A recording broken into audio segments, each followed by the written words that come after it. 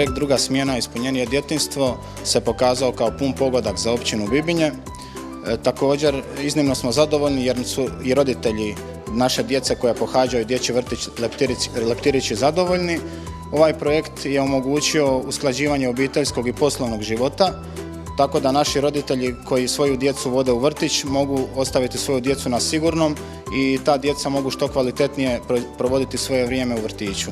Ono što mogu najaviti da je općina Bibinje već prijavila nastavak ovog projekta, te da se nadamo uspješnom ishodu tog projekta. Također, općina će do odobrenja projekta financirati nastavak ovakvog rada vrtića.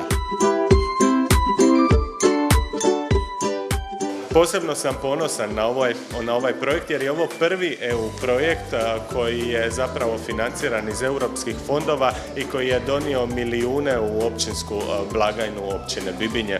Ovim projektom smo zapravo omogućili jedan nadstandard u radu našeg dječjeg vrtića Leptirići, omogućen je rad logopeda, djeca su dobila radionice stranih jezika poput radionice engleskog i talijanskog.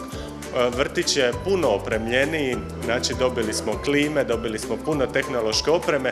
Ono što je najbitnije i što je djecu razveselilo da smo dobili i puno novih didaktičkih igračaka, opremljeno je i dječje igralište vanjsko, a ono što je svakako zadovoljilo, vjerujem, sve roditelje, a to je opremanje kuhinje u punom smislu jer je djeci konačno omogućen i topli obrok. Mi smo prijavili se i za nastavak ovog projekta na novom natječaju i uistinu se nadamo da ćemo dobiti sredstva za nastavak ovog projekta, a posebno me veseli što je općina Bibinje stala iza ovog projekta i ona će financirati i rad vrtića sve do okončanja novog natječaja iz EU fondova.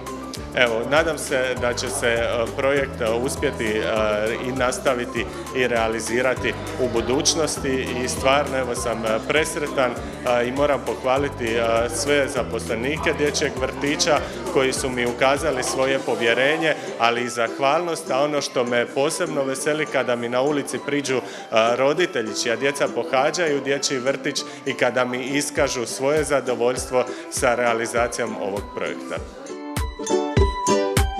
Ovaj projekt mi je prvenstveno omogućio rad u struci u mjestu gdje sam odrasla, u vrtiću koji sam i sama pohađala. Također ovaj projekt je i omogućio i dulji i kvalitetniji boravak djece u vrtiću.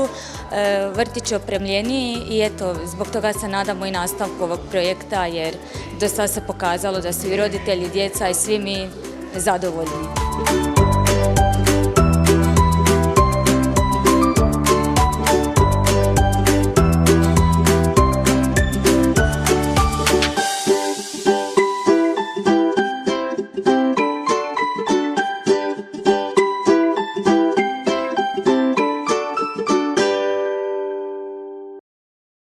Projekt je sufinancirala Europska unija iz Europskog socijalnog fonda.